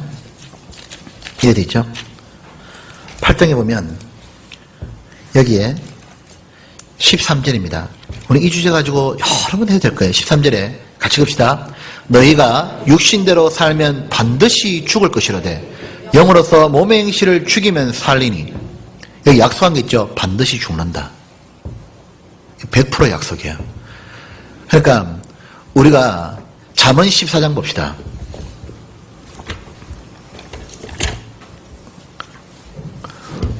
우리는 자기의 진보에 대해서 대장부가 되는 방편을 생각합시다. 14장 9절입니다. 속았다 그 말입니다. 9절에 같이 봅시다. 미련한 자는 죄를 심상히 여겨도 정직한 중에는 은혜가 있느니라. 맞죠? 미련한 자는 뭐죠? 죄에 대해서 계속 괜찮겠지 계속 심상히 여기는 거예요. 그게 아니라 죄의 목표는 언제나 동일해요. 우리는 뭐죠? 그렇구나. 정말 자기가 모든 면에서 순종해 보려고 하는 가운데 안 되는 거는 또 돌이키고 또 돌이키고 또 돌이키고 이렇게 하는 정직한 자에게 은혜가 있다 그 말입니다. 맞죠? 특별히 여러 번 자기를 괴롭히는 죄가 있다면 그건 틈이 난 거예요. 댐이 이렇게 있으면 댐에 틈이 딱 생기잖아요. 그러면 결국 어떻게 됩니까? 방죽은 터져버립니다. 그때는 말할 수 없는 어마어마한 충격이 오잖아요. 똑같이 늘 자기가 반복하는 죄에 대해서는요. 아, 이것이 내 신앙을 병들어가게 하고 무너지게 만드는 거구나. 이거에 대해서 단호하게 알아야 돼요. 그래서 마귀로 틈을 타지 못하게 하라.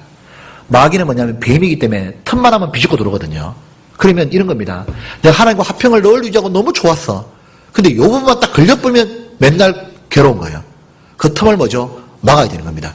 그래서 욥은 어떻게 했습니까? 틈을 막으려고 그는 했던 게 있어요. 욥은 잔치를 벌이고 난 다음에 자기 자식들이 혹시 하나님께 죄를 지었을까봐 어떻게 합니까? 반드시 제사 드리는 거예요. 그것처럼 우리는 뭐죠? 반드시 자기 반성의 삶을 살아봐야 되는 거예요. 자기가 맞구나. 내가 혹시 어떤 게 잘못됐을까 하고 자기에 대해서 기도하고 그러면 뭐죠? 신앙이 진보하기 시작하는 거예요. 아, 나는 내 편에 하나님의 말씀에 순종하는 사람이 되어야겠다.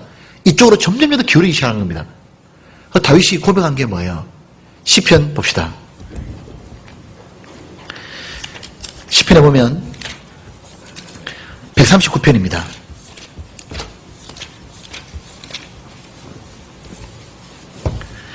여기 보면 23절입니다. 같이 봅시다. 하나님이여 나를 살피사 내 마음을 아시며 나를 시험하사 내 뜻을 아옵소서. 내게 무슨 악한 행위가 있나 보시고 나를 영원한 길로 인도하소서. 너무너무 심각하게 여긴 겁니다. 그죠?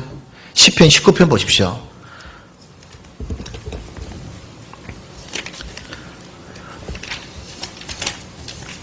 요압을 죽이라 그랬습니다. 시편 19편에 여기도 말하기를 이렇게 말하고 있습니다. 12절 자기 허물을 능히 깨달을 자 누구리요? 그 다음 말했습니까? 나를 숨은 허물에서 벗어나게 하소서. 왜 이 말을 했겠습니까? 숨은 허물이 허물로 있지 않더라는 거예요. 왜요? 이게 커지는 거예요. 뒤에 보면 13절 또 주의 종으로 고범죄를 짓지 말게 하사 허물이 나중에는 고의적으로 죄인줄 알면서 죄를 짓게 만들더라는 겁니다. 나중에 고범죄가 반복하니까 그 죄가 나를 주장치 못하겠어. 이제는 노예가 되어버리더라고 말입니다. 그리하시면 내가 정직하여 큰 죄가에서 벗어나겠나이다. 다윗 자기 경험을 얘기한 겁니다. 자기가 영적으로 게으르고 침상에 구우고 하나님의 말씀을 멀리하고 그리고 세상을 가까이 하기 시작했습니다. 그게 숨은 허물이었어요. 나중에는 우리아의 아내가 목욕하는데 거기에 대해서 못 걷는 거예요. 옛날 같으면 단호하게 고개를 돌릴 사람이 안 되는 겁니다. 고범죄를 짓게 되고 나중에 뭐죠? 나가서 살인죄까지 지어버린 거예요. 이렇게 된 자신을 깨달은 겁니다. 그리고 14절에 그래서 이 고백하는 거예요. 봅시다. 나의 반석이시여 뭐라 했습니까? 나의 구속자이신 여호와여 같이 봅시다. 내 입의 말과 마음의 묵상이 주의 앞에 연락되기를 원하나이다. 다시 변한 게 뭐죠? 말도 자기는 고치고 싶었고 마음의 묵상이 생각이 밝아지기를 원했던 거예요. 항상 영혼을 공격하는 죄는 마귀는 언제나 들어오는 것은 뭐냐면 생각부터 파고드는 걸 알아야 됩니다. 사람이 생각이 어떤지 그 위인도 그러단 말처럼 생각을 무엇을 내가 오늘 하루 종일 생각한지를 돌아보십시오. 어떤 분은 하루 종일 엄나는 걸 생각하는 분이 있고 어떤 분은 하루 종일 자기가 높아지는 걸 생각하는 분이 있고 어떤 분은 하루 종일 자기가 슈퍼스타가 되는 걸 생각하는 사람이 있습니다.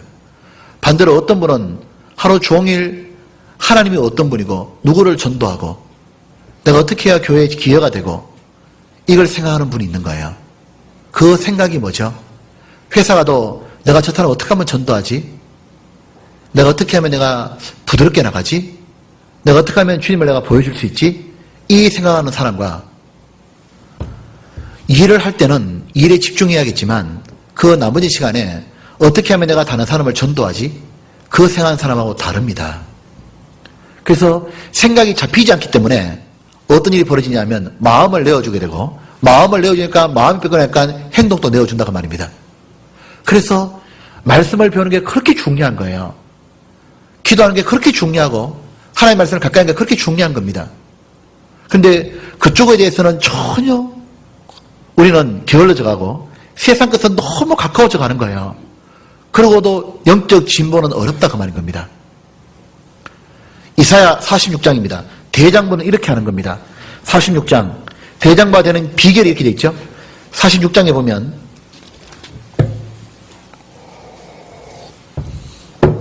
이제 8절입니다. 8절에 같이 읽겠습니다. 너희 패역한 자들아 이 일을 기억하고 장부가 되라. 이 일을 다시 생각하라. 여기에 너희 패역한 자들아 이 일을 기억하고 장부가 되라. 대장부가 되라. 패역이라는 말은 죄의 노예가 된 상태를 패역이라 말합니다. 습관으로 굳어있는 것을.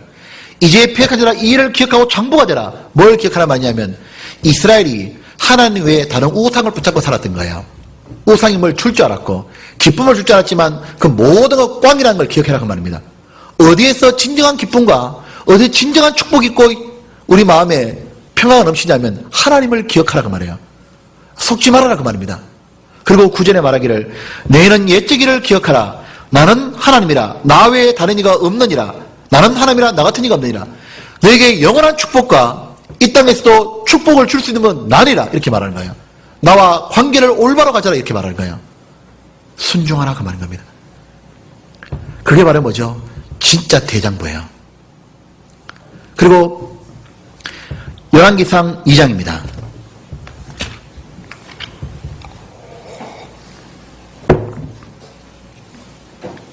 하나님만이 나에게 축복을 주시는 분입니다. 열왕기상 2장 그 하나님과 관계가 깨어진 것에 대해서 아파할 줄 알아야 됩니다. 그죠? 맞잖아요. 나를 위해 사랑하시고 죽으시고 내게 평화를 다 주신 분이에요. 모든 근세가 있는 분입니다. 그분하고 깨어진 관계를 아파야 되는 거예요. 그걸 깨는 게 뭐예요? 죄니까 그 죄를 쫓는 게 뭐예요? 육신이잖아요. 그래서 바울 사도는 어떻게 했습니까? 육신을 쳐 멍들도록 때려버린다고 했잖아요. 복종케 한다고. 예를 들면 이런 겁니다. 내가 지금 막 술에 대해서 탐닉이 옵니다. 주변에서 예를 들면 그런 자리를 마련합니다. 어떻게 되죠? 나는 그 자리에 가면 이 사람들하고 평안은 누릴지 모르지만 하나님과의 평안은 깨지는 거야. 그리고 뭐죠? 하나님 주는 모든 축복은 날아가는 거예요. 나는 진정한 기쁨이 되지 않고 맨날 뭐죠? 꿀려야 되는 거예요. 언제나 어두워야 되는 거예요. 우리는 이거 아시죠? 이젠 어둠 뿌리치고 빛 가운데 걸어가리. 나는 이제 어둡게 살려고 구원받은 게 아니에요. 어두운 속에 있다가 이제 나와야 되잖아요. 자기에게 그런 게 있다면 거기서부터 신앙이 시작되는 거예요. 끊는 것부터. 그 다음에 이래 말합니다. 열왕기상 2장, 자 우리 5분 정도만 얘기합시다. 열왕기상 2장 이래 되어 있습니다. 열왕기상 2장에 여기에 열왕기상이 어디요? 이게 보면 네, 찾았습니다. 이 성경이 익숙하지 않아가지고요. 두꺼워가지고 2장에 보면 여기에 7절입니다. 그 다음에 대접하라고 말했죠. 마땅히 길르앗 바실레의 아들들에겐 은총을 베풀어 저희로 내 상해 먹는 정에 참여하게 하라. 내가 내 형 압살롬에서 피하여 도망할 때 제가 내게 나와왔느니라. 다윗이 쫓겨다닐 때 유리 방황할 때 이 바실레가 와서 다윗을 이렇게 먹을 것과 입을 걸 도와줬습니다. 그러니까 다윗이 와가지고 뭘 하죠? 그걸 꼭 기억하는 거예요. 우리는 보면 이래 돼 있습니다. 오늘 시간이 없으니까 이거 짧게 봅시다. 이 다윗은 은혜를 잊어버린 사람이 아니에요. 대장부는요, 대장부가 되기 위해서 필요한 건 뭐죠? 배은망덕한 사람은 쫄장부지 않습니까? 배은망덕한 사람은 남자가 아니에요. 진정한 뭐냐면, 영적 대장부는 뭐냐면 은혜를 잊지 않는 거예요. 이 다윗은 자기에게 은혜 받은 걸 잊지 않았죠. 다윗은 요나단 때문에 자기가 나중에 사울의 죽음을 피했지 않습니까? 다윗은 은혜를 안 잊었습니다. 그래서 다윗이 어땠습니까? 요나단의 아들 머비보셋이 쩔뚝발이었지만 불러서 왕자 중에 하나로 세웠잖아요. 하나님이 다윗을 왜 사랑했겠습니까? 다윗은 은혜를 아는 자예요. 은혜를. 바울이 하나님 왜 사랑했습니까? 바울은 은혜를 아는 자예요. 바울은 자기 일생에 살아가는 목적이 뭔지 아시죠? 은혜 보답하는 거였어요. 죄인 중에 내가 개수라고. 나 같은 인간은 벌써 지옥도로도 떨어져야 된다고. 나는 아예 괴수니까 지옥 바닥에 떨어져야 되고, 나 같은 인간이 어떻게 사도가 되겠냐고. 항상 마음에 뭐가 있냐면요, 예수님이 자기를 위해 죽었기 때문에 바울 자기 생애는 이렇게 생각했습니다.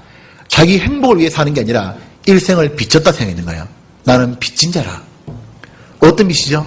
예수님께 빚을 졌다 그런 거예요. 예수님이 자기 인생을 포기하시고 십자가에 죽으셔서 나에게 새로운 인생을 주셨다. 그러니까 자기는 항상 뭐냐면 예수님께 빚졌다.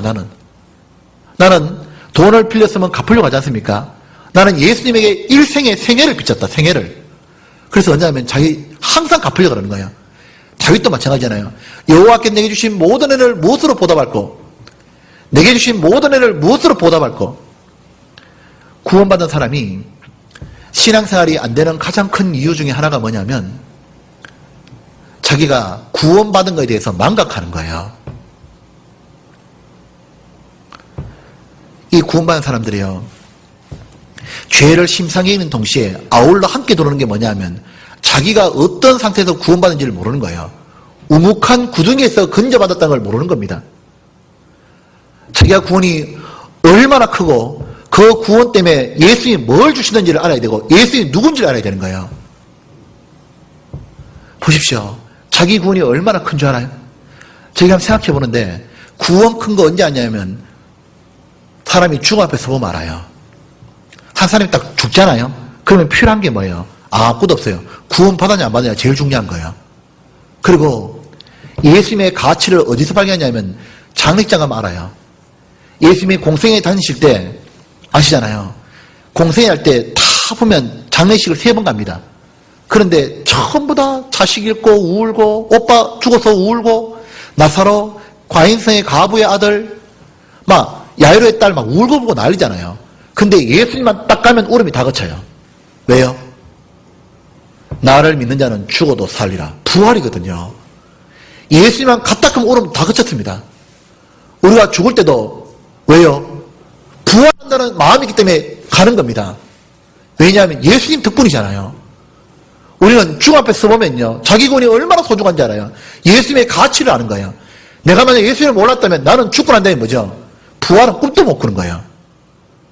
나는 지금까지 살았던 삶하고 비교할 수 없는 완전한 더 나은 부활이 기다리는 거다.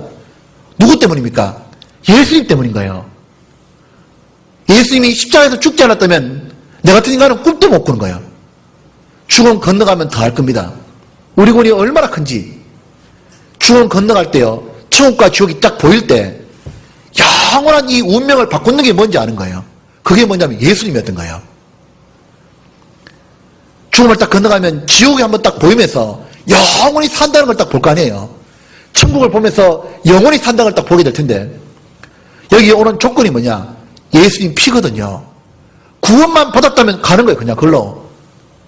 얼마나 자기 구원이 큰 줄 알겠어요. 그때요. 그리고 자기가 얼마나 죄 짓고 살았는데 자기보다 훨씬 착하게 사는 사람, 훨씬 똑똑한 사람, 세상에서 훌륭한 사람 다 지옥 떨어지는 거예요. 자기처럼 죄 덩어리에 사는 인간이 뭐예요? 영원한 천국에 들어가는 겁니다.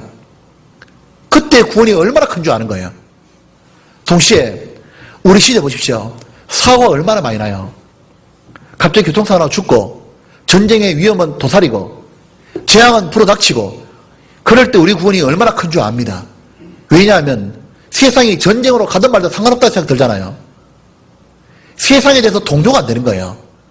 우리 구원이 얼마나 큰지는 불신자의 삶을 보면 더 압니다.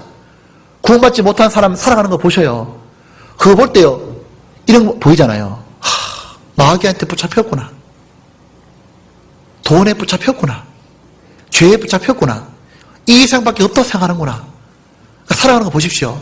돈만 조금 있으면 되게 좋아하고 돈 없으면 막 죽을 거 없고 그 다음에 자기가 좀 못 배웠다면 맨날 그냥 열등감 속에 살고 조금만 어려우면 죽는다 그러고 구원받아서는 어떻습니까? 우리도 세상에 매였고 돈에 매였고 죄에 매였고 마귀의 종이었잖아요. 근데 구원 딱 받고 나니까 어떻게 됩니까? 우린 지금 뭡니까? 더 이상 죄가 자기를 못 괴롭히는 겁니다. 우린 죄에서 자유로워지기 시작하잖아요. 우리는 주님께 붙잡힌 거예요. 천국에 딱 붙잡혔고 우리는 성령에 붙잡힌 겁니다.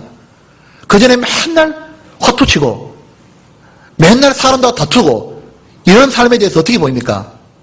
시간 지날수록 내가 어떻게 저렇게 살았을까 몰라. 이 마음 들어가지 않습니까? 이제 더 이상 이 세상과 있고 없고에 안 잡혀가는 겁니다. 오직 주의 사랑에 매이는 거예요. 하나님의 사랑에 붙잡히고 교회에 붙잡히는 겁니다. 그래서 뭐죠? 나도 교회에 뭔가 하고 싶고 다른 영혼을 건지고 싶고 하나님의 사랑에 붙잡힌 거예요. 이렇게 만들어준 게 뭐예요? 예수님입니다. 사도 바울이 말했잖아요.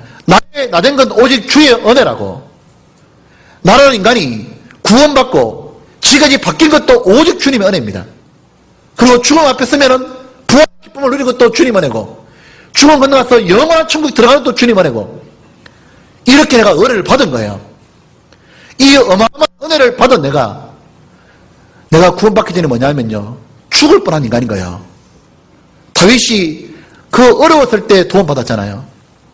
하나님은 지금까지 보십시오. 나를 버린 적이 한 번도 없어요. 내가 살아온 삶을 한번 돌아보셔요. 내가 하나님은 벌써 버렸지. 내가 구원받고 살아온 삶을 돌아보면 어거스틴만이 그 말하는 게 아니에요. 어순이 하는 말이 내 살아온 삶을 내가 하나님이면 머리통을 부숴버린다 그냥. 자기가 그렇게 고백했지만 과연 그게 그분의 말이냐고. 우리도 고백이잖아요. 내가 살아온 거 보면 저 그렇게 생각합니다. 집안 식구 중에서도 하나님 나를 구원하지 말고 딴 분 구원했으면요 더 잘 됐을지 몰라.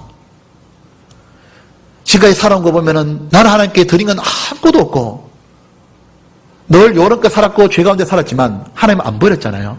그리고 겨우 기어코 뭐죠? 대장부로 만들어갑니다. 겨우 기어코 하나님이 그렇게 만들어간 이유가 뭐예요? 예수님 때문입니다. 다른 이유가 뭐 있어요? 구원받았다는 이유 때문에 안 버리는 거지. 딱 하나요. 구원받았다는 때문에 안 버리는 거예요. 예수님 십자가에 피 뿌렸다는 이유 때문에 안 버리는 거예요. 그 예수님께 구원받은 삶이 시간이 지나가면서 예수님께 어떻게 보답하고 살고 그것은 잊어버리는 거예요. 당연히 예수님을 주고처럼 착각하는 거예요. 그래서 뭐죠? 성경은 더 알아가고 배워가는데 힘은 없는 거예요. 우리는 C.T. 스터드가 이 말했습니다. 그가 영국의 캠브리지 대학을 나오면서 너무 뛰어난 수재였고 영국의 올해의 젊은이들 뽑게 되면 뽑히는 탁월한 인물이었어요. 근데 그가 자기의 모든 명예와 자기의 모든 출세의 삶을 그 어느 날 하루에 다 접습니다. 편안한 삶을 다 접더니요. 어느 날 뭐랬냐면요. 자기는 중국 선교하러 간다는 거예요. 자기는 외국에 선교하러 가겠다고 이렇게 말하거든요. 그때 주변에서 말립니다. 믿지 않는 사람은 미쳤다 말하고 구원받은 사람 중에도 말립니다. 너는 가지 말아라고. 이걸 어떻게 다 포기하고 갔냐고. 그때 스터드가 했던 유명한 말이 있습니다. 그가 뭐냐면 이 말했습니다. 하나님의 아들 예수 그리스도께서 이 땅에 오셔서 나를 위해 나를 죄에서 구원하시기 위해 십자가에 달려 죽은 것이 이게 참으로 사실이라면 이게 진짜 사실이라면 내가 그분을 위해 바치는 희생은 그 어떤 것으로 지나치다고 말할 수 없습니다.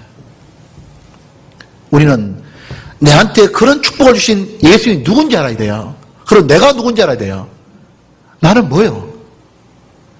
한낱 그냥 태어났다가 죽잖아요. 아무도 안 알아줍니다. 헛것 같고 그림자 같은 인생을 살았던 게 나요.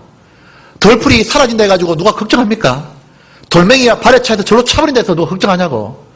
나는 덜풀이나 돌멩이와 다를 바 없는 피조물에 불과한 거예요. 내가 예수님을 몰랐다면 나는 왔다 간다. 중광스님 알잖아요. 그 스님 중에 입에다 붓을 물고 그랬던 사람, 걸레스님이라 불렸던 그가 마지막 죽을 때 고백을 말할까 하는 말이 뭐예요? 괜히 왔다 간다. 그래요. 괜히 왔다 갔어 그냥. 우린 예수를 몰랐다면 괜히 왔다 갔어. 그냥 아무것도 아니었어요. 그런데 나를 위해 죽은 분이 누구냐면 온 천지를 지어낸 창조주요. 원래 하늘의 영광을 누리는 그분입니다. 그분이 뭐냐면은 내가 뭐라고 한다 그 말이에요. 내가 뭐라고. 나는 아무것도 아니잖아요. 나는 그냥 끝났던 존재예요. 그냥 죄만 짓고 살았던 존재인데 내가 뭐라고. 그분이 자기를 다 버리고 왔어요. 자기를 다 버리고 와가지고 뭐냐면 그분이 자기를 다 주셨어요. 다 주셨다고. 그거 알아요? 하나님은 내한테 모든 게 집중되어 있었다는 거. 하나님은 우주를 만드는 것도 지구에 살 나를 위해서 만드는 거예요. 태양 만든 것, 달 만든 것도 나를 위한 겁니다. 하나님의 천사 만드는 것도 나를 성기라고 만들어줬고 하나님은 나를 위해서 자연의 공기와 물을 다 줬습니다. 하나님은 내 영혼을 위해서 예수님을 보내주신 거예요. 예수님은 십자가에서 자기를 줬습니다. 왜냐하면 나한테만 집중됐기 때문에 그래요. 예수님은 나를 위해서 교회 가운데 나를 놔둔 거예요. 하나님은 나를 위해 교회 형제자매를 돕고 사역자를 돕습니다. 하나님은 나를 위해 처음부터까지 다 하시는 거예요. 나를 위해 모든 걸 하시는 분이 하나님입니다. 오직 나를 위해 집중해서 하시는 거예요. 다른 거 생각 안 하셨어요. 하나님은 나를 위해 그래서 위대한 일을 하신 거예요. 나는요. 나는 우리가 예수님 때문에 내가 정말 가만히 생각하면 너무 악한 거예요. 내 자신이 너무 미운 거예요. 왜냐하면 나는 진짜 아무것도 아니잖아요. 죄만 짓고 살아왔는데 나 왜 예수님에서 안 살까? 그건 너무 밉지 않아요? 내가 왜 예수님께 내 인생을 다 못 드릴까? 내가 정말 인간이 맞나 싶은 거예요. 어떻게 배은망덕할까 내가? 하나님이 누군데? 나는 뭔데? 그런데 우리가 그 주를 위해서 살아가는 것에 대해서 인색한 거예요. 덜 제한하고, 조금만 하자면 제한하고, 자기 시간을 제한하고, 재능을 제한하고, 봉사를 제한하고, 헌금을 제한하지 않습니까? 그렇기 때문에 우리의 신앙도 진보가 없는 겁니다. 우리가 정말 영적 대장부가 되어라고 솔로몬에게 말했습니다. 다윗이 하는 말이 힘써 대장부가 되어라. 그 대장부는 어떤 환경과 핍박과 어려움 속에도 자기를 굴복시켜서 말씀에 순종할 수 있는 사람입니다. 그게 되기 위해서 제일 먼저 정말 하나님과 네 사이를 깨는 죄를 끊어라. 그리고 은혜를 기억하라 말합니다. 어떻게 구원받은지를, 그 은혜를 기억하고 그 은혜에 보답하는 삶을 살아라고 말합니다. 우리가 그렇게 되면 정말 좋겠습니다. 하나님 마음을 시원하게 드리려고 기도하겠습니다.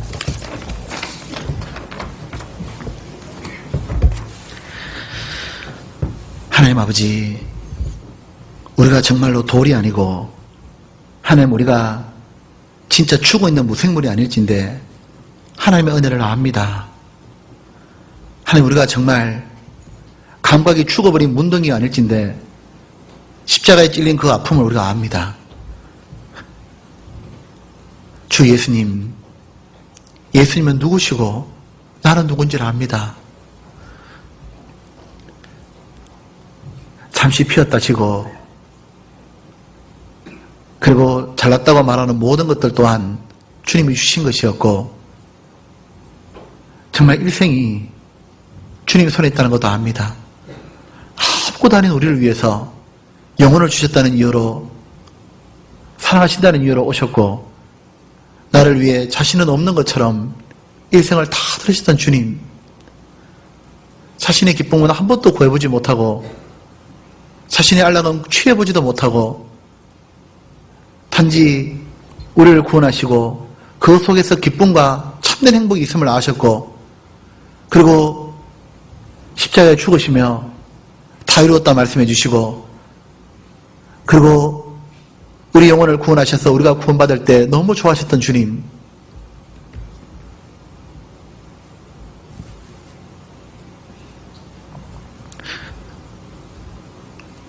주님 정말 우리 구원해 주신 거 정말 감사합니다. 그리고